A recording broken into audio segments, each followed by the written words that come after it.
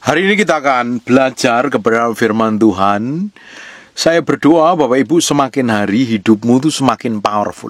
Hidupmu semakin diubahkan. Engkau semakin kuat, kokoh, teguh, tidak gampang terombang-ambing. Bahkan engkau semakin bertumbuh ke arah Kristus. Tapi banyak orang Kristen sudah bertahun-tahun ke gereja, kelakuannya, sikapnya, tindakannya tidak jauh dengan orang dunia. Persis bahkan kelakuan sikapnya ketika ngadepin masalah tekanan dan persoalan tidak dewasa secara rohani, tetap kedagingan, tetap duniawi, tetap kelakuannya busuk, tetap kelakuannya jahat, pikirannya busuk, dan tindakannya tidak mencerminkan kemuliaan Tuhan. Dan orang-orang seperti ini ketika mereka mengalami ujian, dia tidak akan teruji. Ketika menghadapi tekanan, mereka akan terombang-ambing, mudah, gampang khawatir, cemas, sangat rapuh karena tidak kokoh di dalam Tuhan. Berapa banyak sekali orang Kristen yang benar-benar tidak mengerti kebenaran. Dia pikir kalau sudah minggu ke gereja, dengar khotbah ibadah cukup. Hari-harinya dia tidak memiliki hubungan yang dalam dengan Tuhan. Sehingga gampang sekali runtuh, gampang sekali bingung, gampang sekali ditipu. Meskipun terlibat pelayanan, kalau Bapak Ibu nggak berakar kuat di dalam Kristus, engkau jadi orang Kristen yang rapuh, engkau nggak dewasa, engkau nggak bisa mengendalikan dirimu sendiri. Harusnya kan perjalanan kekristenan kita, tambah hari, tambah powerful, tambah hari, tambah kuat, tambah hari, tambah bisa mengendalikan diri, tambah dewasa. Kita bergantung sepenuhnya sama Tuhan. Kalau Bapak Ibu hari ini engkau masih bergantung sama orang lain, masih engkau bergantung sama pendeta, engkau masih bergantung sama manusia, artinya pengharapanmu bukan Tuhan sepenuhnya. Engkau perlu bertumbuh ke arah Kristus. Orang yang bertumbuh ke arah Kristus pengharapannya murni dari Tuhan. Memang dia harus bersosial, mereka harus berhubungan dengan banyak orang, bersekutu dengan banyak orang, tetapi orang bukan menjadi tujuannya. Apalagi harta benda, apalagi pujian, apalagi popularitas, pengakuan dari orang lain sudah nggak terlalu penting. Orang yang semakin dewasa di dalam Kristus itu mati terhadap dirinya sendiri.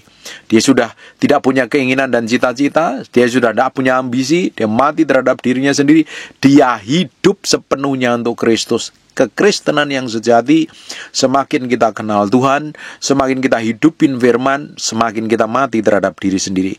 Kalau hari ini kamu masih pingin diakuin orang, pingin dipuji orang, pingin dapat pujian, tepuk tangan, dihormati, dapat kekayaan, karena motivasi hatimu belum sempurna, belum dimurnikan, kamu masih mengejar keinginanmu sendiri.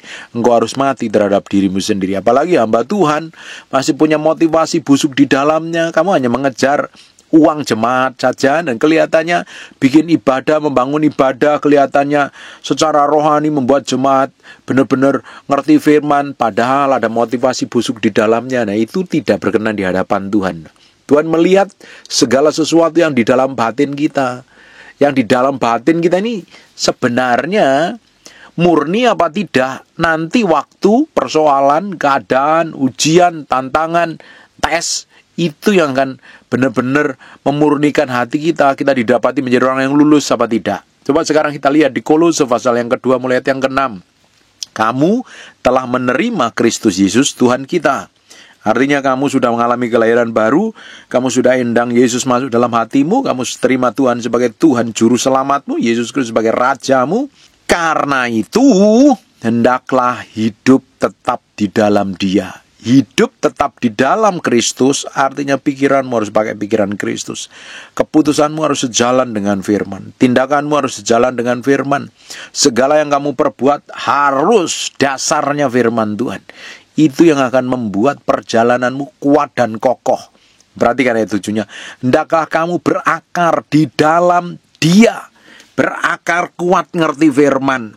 Ketika Bapak Ibu ngerti firman, ketika engkau hadapin masalah, engkau tahu harus bertindak seperti apa. Engkau tahu harus bersikap seperti apa. Tapi rata-rata orang Kristen hanya ngerti khotbah pendeta, nggak ngerti firman. Ketika ngadepin masalah, nggak tahu pakai pasal yang mana, nggak tahu pakai ayat yang mana. Sehingga bimbang, kacau, bingung yang dicari pendeta. Saya berdoa loh Bapak Ibu, engkau semakin dewasa di dalam Kristus. Kalau engkau dewasa di dalam Kristus, kamu nggak tergantung sama pendeta. Kamu bergantung sama firman. Kamu punya hubungan kuat dengan Tuhan. Kamu punya hubungan kuat dengan firman. Kamu hidup dalam firman. Ketika ngadepin masalah, tekanan, persoalan, tantangan hidup, kamu tahu firman yang mana yang harus kamu hidupin. Ayat yang mana yang harus kamu lakukan. Itu akan membuat hidupmu berkemenangan. Tapi kalau hanya sekedar ngerti firman kata pendeta, tapi engkau sendiri tidak pernah bergaul dengan firman. Kamu kenal Tuhan, kata gembalamu, kamu sendiri nggak pernah ngalami Tuhan secara pribadi. Kamu berdoa hanya ketika ngalami persoalan dan masalah, hari-hari biasa kamu nggak punya hubungan dengan Tuhan. Ngakunya cinta Tuhan, tapi tidak pernah mencintai Tuhan sungguh hati. Kamu nggak memberi hatimu, kamu nggak memberi pikiranmu, kamu hanya sekedar datang ibadah tapi nggak ngerti apa-apa. Cintamu palsu. Tidak heran ketika ngadapin tantangan, bingung yang dicari pendeta. Saya sudah ngomong berkali-kali, pendeta, hamba Tuhan, model kayak apapun, bukan jawaban hidupmu. Tuhan yang menjadi jawaban hidupmu. Firman yang harus menuntun hidup kita kok. Ya, makanya kita perlu berakar kuat, hidup kokoh, teguh, ngerti apa yang harus saya lakukan setiap hari. Ketika ngadapin masalah ini, saya tahu bagaimana harus berjalan. Ini orang yang kuat dan kokoh dan teguh. Orang Kristen harus mengalami kedewasaan penuh di dalam Kristus, sehingga memiliki pengenalan yang seutuhnya dengan Tuhan. Hidupnya semakin hari semakin kenal Tuhan.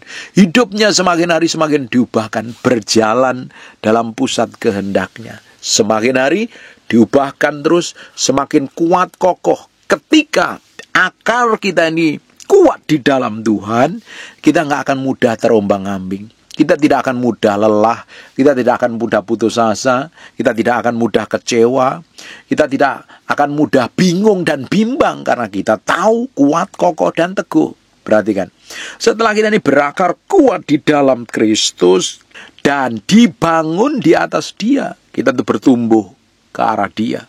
Ada bangunan yang dibangun dasarnya Yesus Kristus sendiri. Bukan atas dasarnya cita-citamu, ambisimu, ide dan gagasanmu. Bangunannya atas dasar Kristus. Kalau bangunan atas dasarnya Kristus, ya harus tujuannya Kristus. Yesus yang dimuliakan. Yesus yang menjadi pusatnya. Yesus yang ditinggikan. Yesus yang menjadi pusat perhatiannya. Bukan diri kita, bukan ambisi kita, bukan ide dan gagasan kita. Tujuan Kristus yang harus kita hidupin. Nah, kekristenan yang benar-benar bertumbuh ke arah Kristus itu harus mati terhadap diri sendiri, mati terhadap ego dan hawa nafsu, mati terhadap keinginan, menyerahkan diri sepenuhnya untuk berjalan dipimpin dan dikendalikan Tuhan. Orang-orang Kristen kayak begini nih akan jadi problem solver.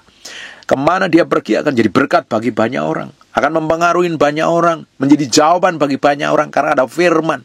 Ada hikmat. Ada pengertian. Bapak Ibu bisa bayangkan. Kamu bertahun-tahun ke gereja. Mungkin sejak lahir kamu udah dilahirkan dari keluarga Kristen. Mungkin sampai umurmu 20-an. 30-an mungkin. 40-an, 50-an, 60-an, 70-an mungkin. Tetapi kamu gak ngerti apa-apa. Gampang bingung, gampang kacau. Artinya kamu tidak bertumbuh ke arah Kristus. Tidak heran hidupmu gampang terombang-ambing. Hidupmu gampang stres, kacau, dan berantakan. Ini waktunya kita ini bertumbuh setiap hari. Berjalan bersama Tuhan. Berakar kuat di dalam Dia. Terus dibangun di atas Dia. Jadi yang terlihat itu Kristus. Bukan ego kita, bukan hawa nafsu kita. Bangunannya kokoh dan teguh. Hendaklah kamu bertambah teguh dalam iman yang telah diajarkan kepadamu. Bertambah teguh di dalam iman, kuat kokoh, punya pengharapan. Orang-orang yang begini gak gampang diombang-ambingkan. Dan hati kita ujungnya melimpah dengan ucapan syukur. Mau dianiaya, mau difitnah, mau diperlakukan buruk, mau ditipu, mau dibohongin, mau dihianatin, mau tidak dihormatin kayak apapun, hati kita melimpah dengan syukur. Orang-orang yang sudah mati terhadap dirinya sendiri, dia hidup untuk Kristus sepenuhnya. Dia gak peduli lagi dengan dirinya sendiri. Yang penting apa yang saya perbuat, nama Tuhan dipermuliakan. Apa yang saya katakan, nama Tuhan ditinggikan. Apa yang saya lakukan, Kristus yang dinyatakan. Orang-orang seperti ini akan dibawa ke dalam kehidupan berkelimpahan secara rohani dan secara jiwani. Bapak Ibu, bayangkan kalau kita ini hari ini, terutama yang hamba-hamba Tuhan, yang khotbah mau pendoa sahabat atau siapapun, tapi jiwamu masih gampang goncang. Kamu nggak punya dasar kuat di dalam Tuhan. Engkau nggak punya pengalaman pribadi dengan Tuhan, punya hubungan pribadi dengan Tuhan. Kamu hanya belajar separuh-separuh, ngerti separuh-separuh, merasa berlagak ngerti semuanya. Perkataanmu bisa menghakimi orang lain dan menyesatkan. Pengetahuanmu belum matang secara rohani, engkau harus mati terhadap dirimu sendiri. Apalagi kita yang jadi berkat, yang ditunjuk berada di depan mimbar, kita harus benar-benar ngerti apa yang Tuhan mau dalam hidup kita. Supaya apa? Kita nggak dicemari dengan cita-cita kita. Kita nggak dicemari dengan semua motivasi busuk yang di dalam diri kita. Kita pingin semakin hari nama Kristus yang dimuliakan, nama Yesus yang ditinggikan, nama Yesus yang manifestasi dalam kehidupan kita. Kita jadi orang yang kuat, kokoh, dan teguh. Semakin hari, semakin diubahkan. Coba kita lihat ayat selanjutnya. Hati-hatilah, jangan ada yang menawan kamu dengan filsafat yang kosong dan palsu, menurut ajaran turun-temurun dan roh-roh dunia, tetapi tidak menurut Kristus. Banyak orang disesatkan dengan pengajaran yang aneh-aneh. Sekarang ini muncul ajaran Kristen Sejionji, Allah Maha Kuasa dan lain sebagainya, ya pakai cuplikan firman. Tapi kalau Bapak Ibu nggak ngerti firman, kamu akan mudah disesatkan. Kamu akan gampang terpuruk, apalagi dapat ide dan gagasan dari orang-orang yang ngerti firman lewat Feng Shui, Hong Shui dan lain sebagainya, ramalan-ramalan, banyak filsafat kosong, didikan orang tua, dongeng-dongeng cerita. Itu bisa mencemari manusia rohmu loh, mencemari pikiranmu sehingga nggak ngerti kebenaran firman Tuhan. Nah, banyak orang nggak ngerti seperti ini dan ujungnya mereka bawa belur kehidupannya. Kita harus ngerti kebenaran firman Tuhan. Firman itu benar-benar kita hidupin kok. Kitab Mazmur katakan, jangan lupa memperkatakan kitab Taurat ini siang dan malam, merenungkannya siang dan malam, nggak bisa ditawar lagi. Supaya setiap langkah kita, tindakan kita, perbuatan kita ini sejalan dengan firman, sejalan dengan kehendak Tuhan, supaya kita menjadi berkat bagi banyak orang. Dan sekarang kita lihat lagi, sebab dalam Dialah berdiam secara jasmani seluruh kepenuhan Allah, dan kamu telah dipenuhi di dalam Dia. Dialah kepala semua pemerintah dan penguasa. Ini kalau orang Kristen sadar tentang ayat ini, kehidupanmu jadi berbeda. Karena Allah berdiam, bertahta dalam hidupmu. Kuasa Tuhan akan manifestasi dalam hidupmu. Urapan Tuhan bekerja dengan dahsyat dalam hidupmu.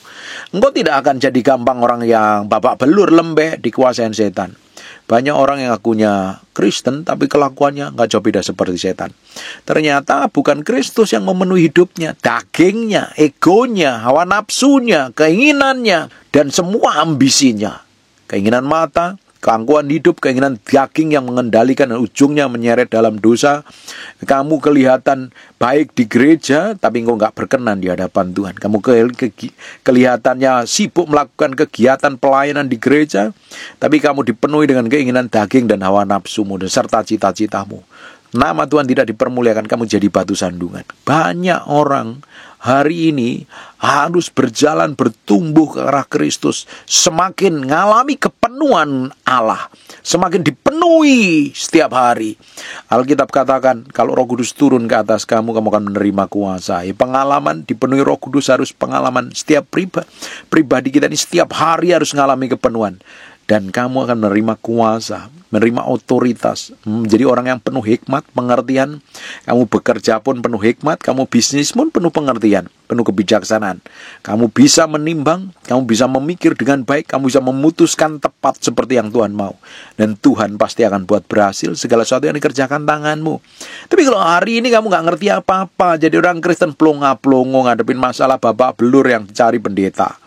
Ketika stres yang dicari pendeta bukan dicari Tuhan, kamu artinya belum bertumbuh ke arah Kristus. Orang yang bertumbuh ke arah Kristus itu dia tahu mengendalikan dirinya dengan baik. Ngadapin tantangan, ngadapin tekanan, ngadapin masa sulit.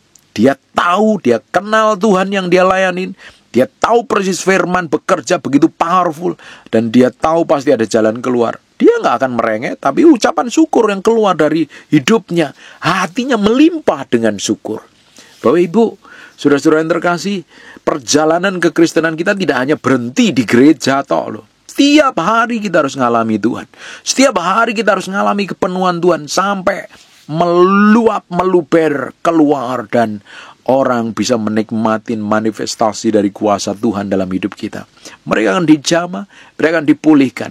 Engkau tidak hanya minta dikonselingin, justru kamu harus konselingin orang. Kamu tidak hanya dimuridkan, dimentoring, kamu akan mentorin orang.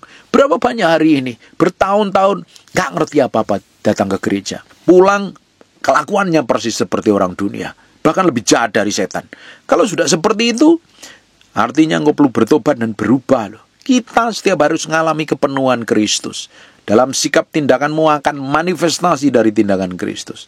Jangan sampai kita dibutakan dengan semua hal duniawi yang akhirnya menyeret kita. Dalam sikap tindakan kita nggak jauh beda dengan orang dunia. Coba perhatikan di ayat yang ke-12-nya. Karena dengan dia kamu dikuburkan dalam baptisan. Baptisan itu aja lambang bahwa kita ini dikuburkan, mati terhadap diri kita sendiri, muncul menjadi manusia yang baru. Dan baptisan itu adalah awal kekristenan sebenarnya. Baptisan itu bukan selesai kekristenanmu, justru itu awal perjalananmu bersama Tuhan. Kamu harus mati terhadap dirimu sendiri. Perhatikan ayat selanjutnya. Dan di dalam dia kamu turut dibangkitkan juga oleh kepercayaanmu kepada kerja kuasa Allah yang telah membangkitkan dia dari antara orang mati. Setelah kita mati terhadap diri sendiri, baru akan dibangkitkan kuasa Allah yang begitu power memenuhi hidup kita. Bapak Ibu, kita ini harus berjalan setiap hari bersama Tuhan. Kita harus semakin diurapin Tuhan, semakin dipercayakan perkara-perkara yang besar, semakin berjalan dalam pusat kehendaknya. Perjalanan kekristenan kita harus semakin menyerupai Kristus dalam sikap, tindakan, dan perbuatan kita. Setiap hari berjalan dalam kuasa Tuhan. Setiap hari berjalan dalam otoritas Tuhan. Setiap hari menikmati anugerah dan kasih setia Tuhan yang tidak pernah berkesudahan. Dan saya berdoa Bapak Ibu, hidupmu semakin diubahkan. Hidupmu semakin benar-benar ngerti kehendak Tuhan yang sesungguhnya.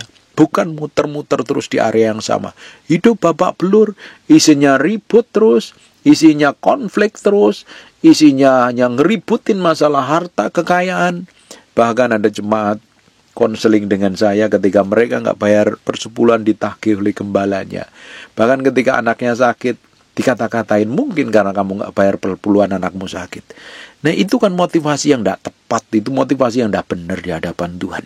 Kalau sudah seperti itu kan artinya kita nih hamba Tuhan, hatinya tidak murni lagi, tercemari dengan segala kepentingan. Kita ini cinta uang, kalau kita ini cinta uang, kita bisa pakai alasan apapun juga, bahkan kita pakai firman untuk membenarkan semua sikap dan tindakan kita untuk memenuhi motivasi kita loh.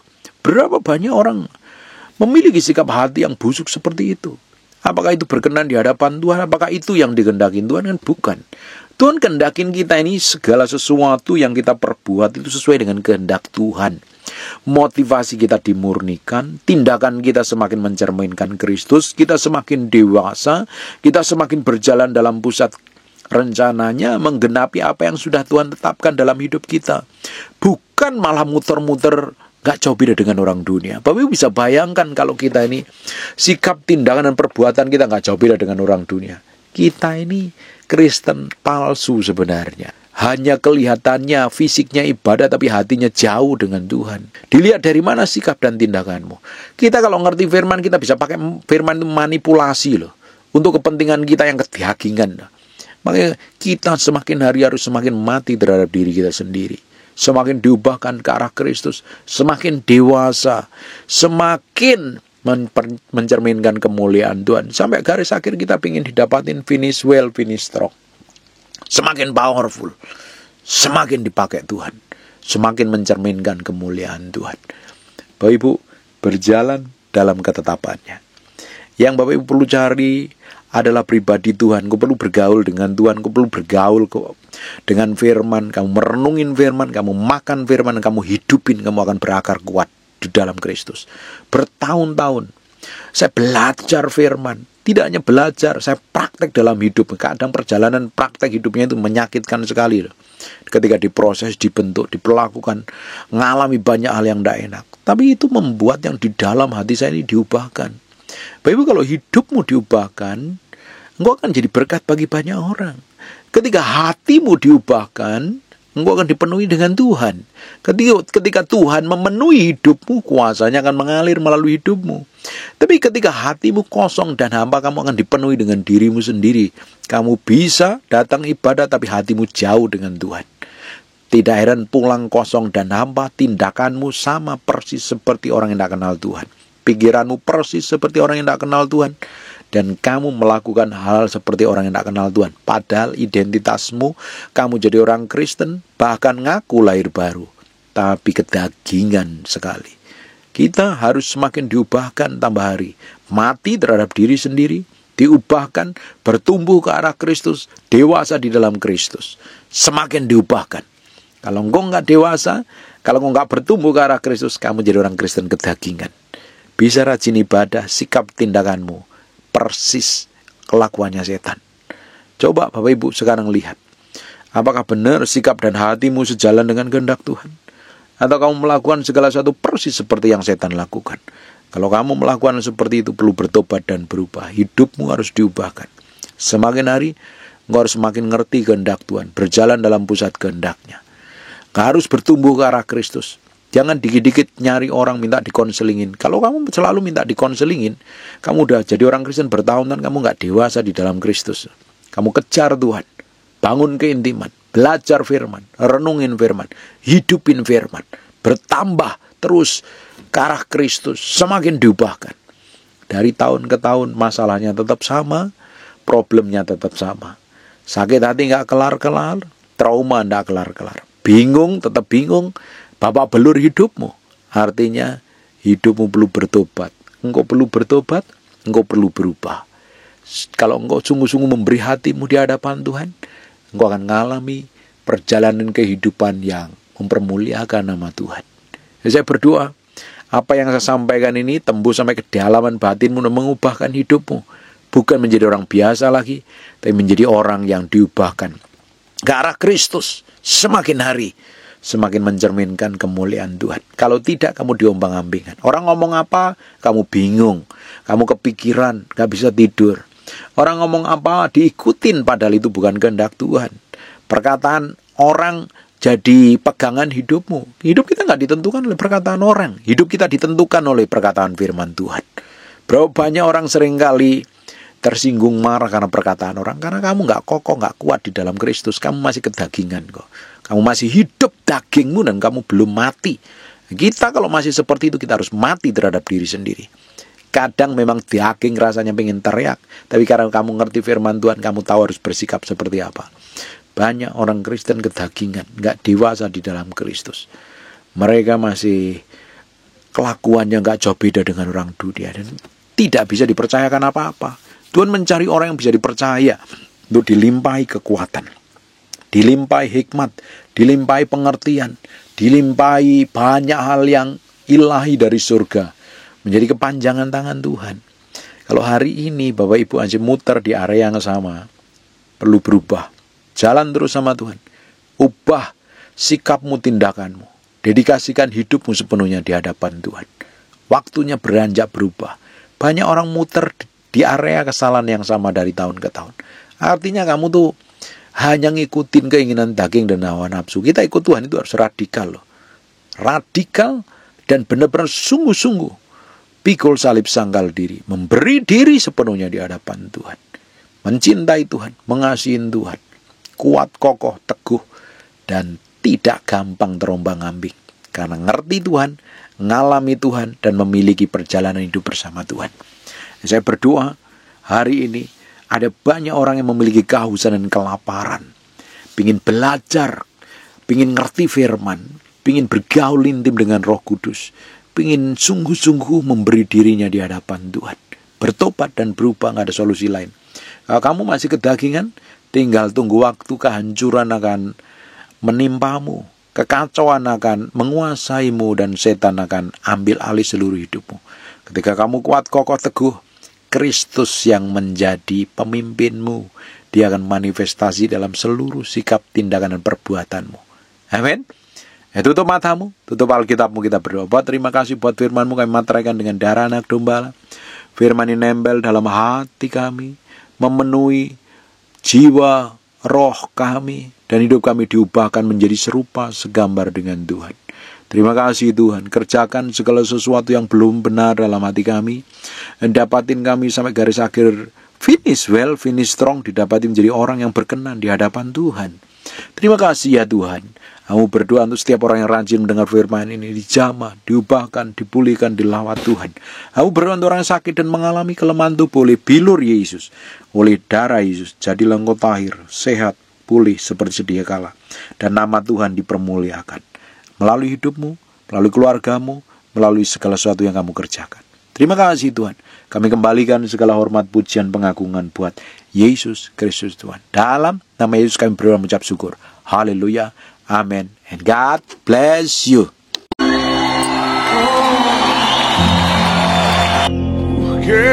Ada orang-orang tadi, ketika engkau merasakan kuasa Tuhan, angkat tanganmu. Angkat tanganmu. Maju ke depan. Roh Kudus, aku mau buktikan kau hadir dalam doa. Bukan karena, tapi karena. Suruh maju. Dia suruh maju.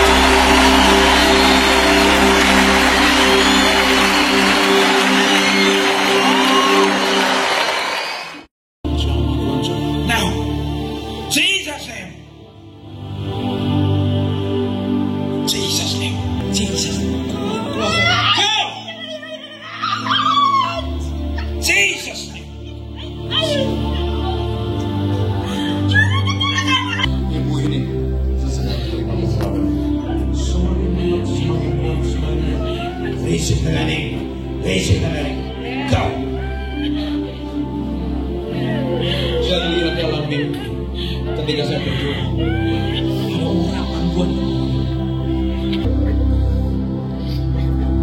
kuasanya power. Receive them.